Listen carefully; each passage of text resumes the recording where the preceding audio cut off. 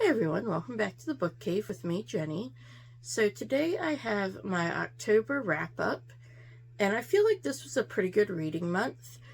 I really didn't have too many duds this month. So yeah, I'm excited to get into them and let you know what I read. The Healing Hippo of Hinode Park is the second book by Michiko Aoyama that has been translated into English. His first one was What You're Looking For Is in the Library. I have not read that one yet, but I do have it from the library. And after reading this, I do definitely want to push it up my TBR a little bit. So this follows 5 residents of a 5-story / 5-unit condo that has been newly built, and this is called Advance Hill. And all these characters, for some reason or another, wind up going to Hinode Park, and they learn about this hippo statue / ride. It's just like a little stationary thing that you can sit on. And there's a legend about this, that if there's something bothering you physically, then if you touch on the hippo, whatever part of your body is physically bothering you, then you will be healed. And so this kind of follows off of that premise, and we follow Kaneto, Seiwa, Chihiro, Yuya, and Kazuhiko. And each of them have different issues. I did like these, as a lot of them are more things that aren't necessarily physical. For example, Kanato, the very first one, it is Kanato's brain. There is nothing physically wrong with his brain. He switched from middle school to high school, and he now feels dumb because he used to be top of his class, and now he's not. He's not far down, but he's closer to the bottom than he ever was, and he just feels stupid. So when he asks for his brain to be healed, it's more that he makes a friend through actually Kabuhiko, and winds up having a different outlook on school and studying. The two that I felt were a little odd was Chiharu and Yuya. They were both actually had a physical ailment, and it was kind of written off as it was just all in their mind. All in their mind caused by stress, and all it takes is a little bit of a different mindset and you'll be cured. However, they were not looked down on or ridiculed for being ill. It was just, okay, there is something physically wrong with you. Take your time and heal. So I did like that part, at least. But yeah, I would definitely recommend this if you're into cozy fiction. If you liked the What You're Looking For Is in the Library, I feel like you would like this. I'm trying to think of other cozy Japanese. I Will Prescribe You a Cat is kind of along the same lines of this, obviously, and I read that last month.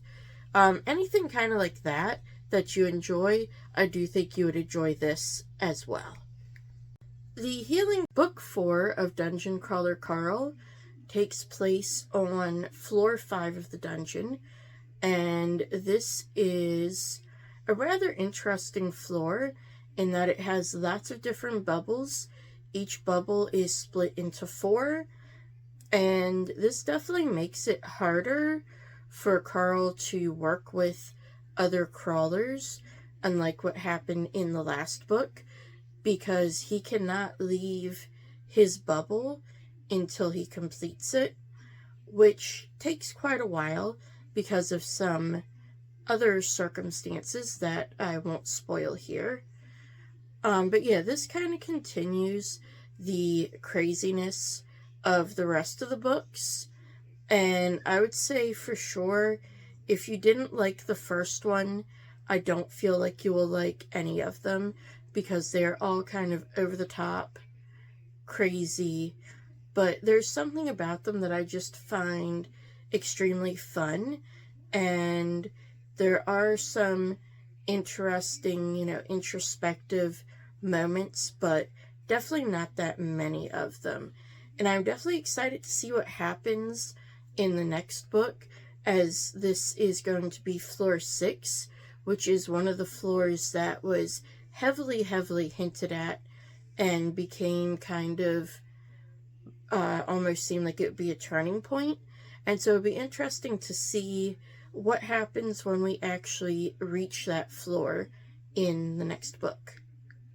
Book 4, I finished The Names by Florence Knapp, and this was a kind of hard book to get through at times. It deals with a lot of heavy topics, mostly relating to domestic abuse, but it follows a family that has just had a second child, and this child is their son. The first child they had was their daughter, and her name is Maya. And so this story starts with the day that Maya and her mother Cora are going to register the name of the son. And the father wants him to be named Gordon, after himself, his father, and his father's father. Cora likes the name Julian, and Maya likes the name Bear. I have to mention at this point, Maya is 9 years old.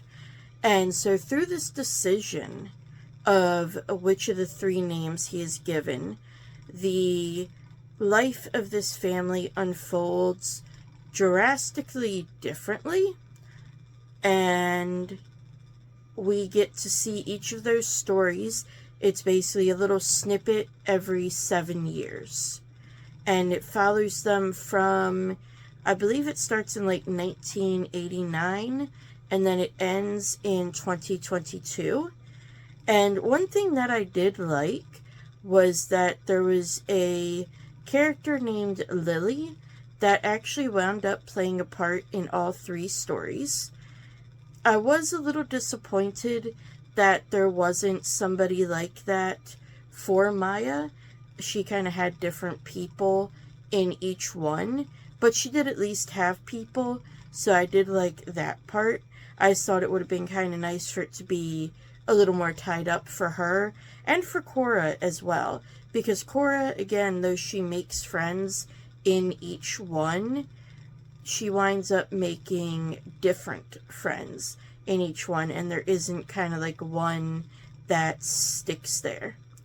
But yeah, this is a very short but definitely a powerful book, and it just has a lot to say about, honestly, a lot of things. I finished The Names by Immortal Consequences by Ivy Marie was an interesting book. I went into this not realizing that it was YA, and unfortunately it really did read like a YA. The characters felt very much like they were in high school, and I was expecting it to be more college, just because it was described as an academy, and to me, academy always means college. But yeah, that's just my thought on that part. This follows 6 different students at an academy in the afterlife, and they must compete to become one of the ascended and be allowed to stay at the academy forever without the consequence of that.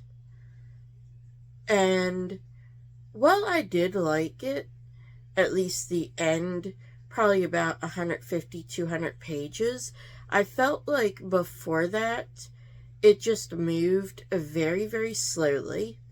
And one of the ways it felt like YA was the fact that they were like scared of the teachers. And to me, that just didn't make sense. And I mean, maybe I was missing some of like the world building with the magic, but that was another thing that got me. I just felt like the magic could have been explained a little better, but I felt like we really didn't get that many rules to it. So it was one that was kind of just, again, an odd little book to me. I've had a few odd books over these past couple months that maybe it's just I went into with the wrong expectations.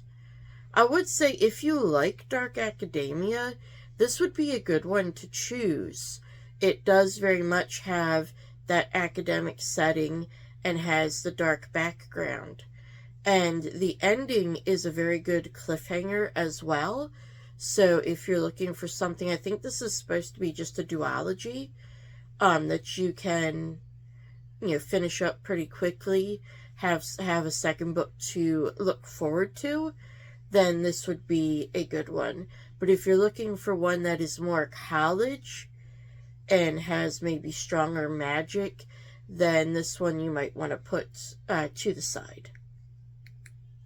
I listened to Anna Maria and the Fox. This is the first book in the Luna Sisters trilogy, and Anna Maria is the oldest of the three, and this is set during the French and Mexican War. And so Anna Maria and her sisters are sent to England to basically escape this and be a little safer, as well as help to protect the family fortune. And I do enjoy how this brings in a good bit of politics. We do have some discussions of that. We also have discussions of abolishing slavery, as at this point in history it was mostly abolished, but this is also while the American Civil War is going on, and although like Britain has outlawed slavery in all of its ports, there are still places like Cuba and Brazil and other ports in South America that are allowing it. And so we do have the frustration that is still happening coming from Gideon's side. And I really enjoyed seeing him like work in Parliament and just his kind of political mind, as well as Anna Maria's political mind. And I felt like the romance, while it was a tad insta-lovey, I did actually feel like there was an emotional connection there. And I loved seeing Gideon grow closer to not only Anna Maria, but her two younger sisters, and the way that they just kind of all come to know each other as well, because the three sisters were played off of each other a lot by their father, and just to see them kind of get that sisterhood back was also a very nice touch. And yeah, this is definitely one, if you like historical romances, definitely give this series a look, because I do think it is very well written and is very much rooted in that time period and has some actual more like deep discussion of it, and some maybe not so well known history as well. The last book my library had by Clay McLeod Chapman was What Kind of Mother? And this was another really creepy one. This one had a lot of body horror and like sea creature horror. I will say this one, I saw the twist coming from pretty much the second a certain thing was described. But this follows a woman named Maddie who had to leave her home because she became pregnant as a teenager. Her parents kicked her out. The father of the baby, Donnie, refused to take her in. So she took the baby, Kendra, and left, and they kind of lived a nomadic lifestyle. Kendra is now 16 or 17. Donnie has decided to reach back out. So Kendra Kendra and Maddie moved back to the small town in Virginia near the Chesapeake Bay, where Maddie was originally from, and she has become a palm reader at this point. She also runs into an old flame named Henry, and we find out that the woman he wound up marrying has died, and the day she died, his son, who was 18 months old, also went missing. And his son was named Skylar, and it has been 5 years now, and Henry refuses to give up hope, and Maddie gives him some hope, and this leads to some creepiness, and that's all I'm going to say, because this is one I feel that it's better gone into blind, but it does deal obviously with a lot of like motherhood and, you know, children growing up. How much do they need you, you know, as they start to need you less as a parent? And yeah, I thought this was honestly probably the best of the three that I've listened to by this author. So yes, I do recommend it if you like horror. If you do not like horror, I do not recommend him at all, because that is honestly all he writes. The last book my library had, I finished volumes 10 through 13 of Summertime Rendering this month, and I have to say I did really enjoy the ending of this series. I feel like the plot just kept getting stronger as it went throughout, and we had a lot less fan service moments as well since we went on. And I do believe I said when I started the second bit of the series last month that, you know, the few fan service moments that we had seen in the first couple volumes, I did like the fact that there actually became a reason for them. And although it wasn't a huge, like, plot breaking point, it was a big enough point that I was like, okay, that makes sense, and I can overlook it. These 4 volumes, however, they tend to really hit on the battle with Hiroku, and they're really fast-paced. I read all 4 of them in like 2 hours or so, and yeah, just the battles and the strategizing was on point. Like, it all made sense, and I did enjoy the ending, even though it's not one I typically do, because it wasn't the type of ending I hate in a traditional sense. There was a twist to it that made it better for me. But yeah, this is another enjoyable series. It's definitely darker, definitely more violent.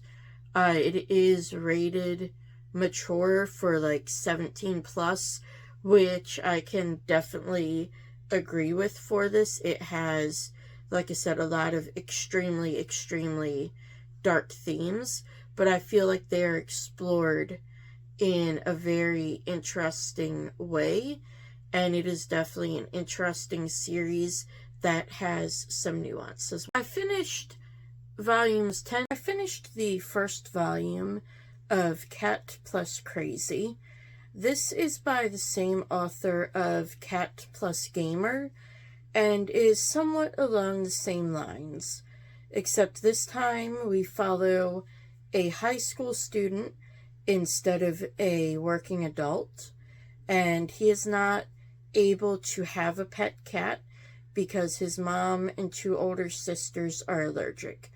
But he still absolutely loves cats. So this follows him trying to interact with some of the stray cats that are near his home and school. And then he also meets a cat guru who is trying to teach him the ways of cats. And so I did like this one. However, I like Cat vs. Gamer more. I felt like that one was a little more realistic, whereas this one tried to lean a little more into the kind of absurdist humor side, which, while it wasn't bad, I just did not enjoy it as much. I do, however, think if you like cats, you will like this, as the cats depicted here are very cute as well. In the Clear Moonlit Dusk is a manga that probably shouldn't have worked for me after reading it, but I actually really enjoyed it. So it follows a first-year high school girl, Yoi, who is extremely tall. She has more of a handsome face than beautiful, and also has a rather deep voice. So she sometimes gets mistaken for a boy, and she also doesn't act like a typical girl. She tends to be more protective and also has done karate, and so she gets the nickname Prince. And when she starts high school, there is a second-year boy named Kohaku who is also considered a prince because of various reasons that come out later in this first volume. But the premise itself wasn't one that would make me not want to read it, but Kohaku can come on a little strong. He does make some rather strong comments, such as, he comments about how beautiful Yoi is and things like that, which, while that doesn't bother me necessarily, I do feel like when that's where it starts out, and then some of his, actions that he takes, like he will kind of grab her hand, it does come on a little strong, but a few things save this, and one is that although he may grab her hand, he does not pull her closer, and although he may get kind of close to her, he doesn't try anything, unlike some other protagonists that I have seen in manga, and so he doesn't come off quite as strong. And he also, just when he talks about her, especially to his friends, and he's like, why wouldn't somebody be interested in her? And it's just kind of very obvious that he's genuinely interested in her as a person, and enjoys her personality and just wants to learn more about her. And it just works for me. And I'm very disappointed that the library only has volume 1, so I have to figure out how I'm going to get my hands on further volumes, because I do really want to read this and see how things go, especially with the way volume 1 ended. You don't typically have a Soho manga ending like this one does in the first volume. It's usually more of a build-up. But yeah, I definitely can highly recommend this. It was, like I said, a surprise enjoyment. That's everything I read in October. I'd always love to hear from you down in the comments. What did you read in October? What did you think of those books? have you read any of these books? And what did you think of them if you did? I always love to hear from you all. And yeah, if you like this video, as always, go ahead and hit that like button and subscribe so you'll be notified every time I post a video. And I will see you next time in the book cave.